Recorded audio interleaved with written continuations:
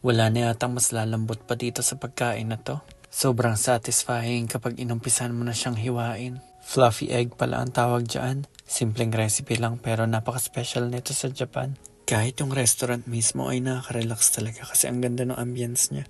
Isa sa mga pinaka nagustuhan ko sa Japan ay yung hindi siya masyadong crowded. Sabayan pa yan ng magandang weather, nakaka-enjoy talaga magala. Parang in-exhibit nila rito yung mga vintage cars, ang gaganda ng itsura nila. Kilala ang Japan sa mga maliliit na sasakyan, kumbaga para mga laruan lang. Ang tawag nila dyan ay K-car, maliit lang pero compact yan. Mababait ang mga kalapati rito at hindi sila ilang sa tao. Nakaka-relax magkape sa convenience store kasi ikaw mismo yung pipili ng mga ilalagay mo. Mukhang nag-enjoy ang baby ko sa gala kasi ang saya-saya niya. Isa sa pinakamasarap na feeling kapag OFW ka ay yung bibili ka ng mga pasalubong tapos uuwi ka na kinabukasan. At siguro kagaya rin guys sa akin na tirador ng mga sticker o yung mga discounted. Ang sarap sa feeling kapag nakakahanap ka ng bargain, yung tipong alam mong mahal tapos nabili mo ng mura. Namiss ko biglang maging bata nung napadaan ako sa tindahan ng mga candy. Favorite ko dati no yung Chocobot, bago pa nagka-honey, Chocobot yung original. Pero nung nag-high school ako, nawala na yung Chocobot at honey na lang yung natira. Piso isa lang yun dati pero ngayon siguro mahal na. Speaking of honey, tuloy-tuloy pa rin yung quest ko sa paghahanap ng organic na honey. May iba't ibang klase na sinasabing organic na honey. Pero ang pinaka-pure na siguro ito ay itong Manuka honey.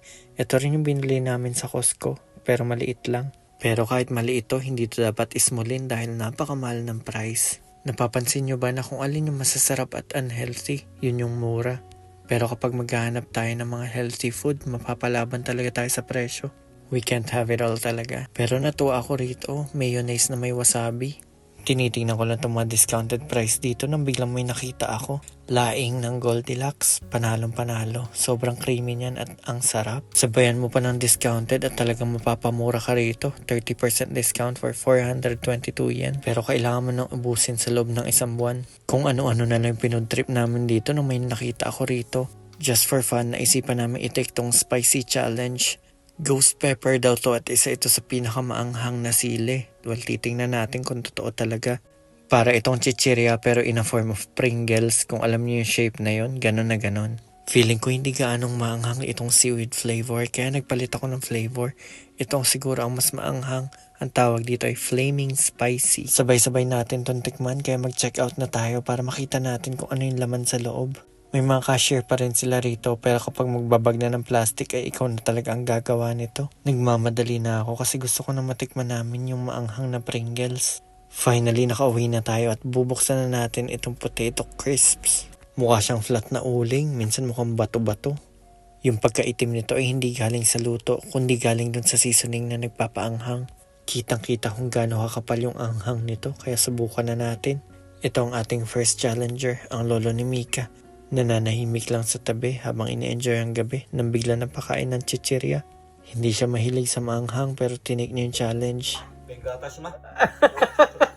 Chocolate, pene.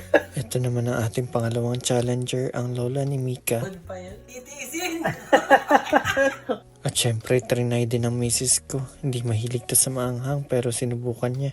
Tinry ko rin kasi na-curious ako kung maanghang ba talaga. Para sa akin na hindi siya maanghang. Magkakaiba lang talaga tayo ng level ng mga anghang. Parang buhay lang din no. Magkakaiba man tayo ng mga pinagdadaan ng challenges sa buhay. As long as hindi tayo sumusuko, palagi tayong may chance manalo. Sabi nga nila, winners never quit and quitters never win. Masarap manalo sa buhay lalo kapag pinaghirapan mo talaga. Kung ano man challenges yung mga pinagdadaanan mo ngayon, gaano man kaanghang, sana mapagtagumpayan mo. Yun lang, bye!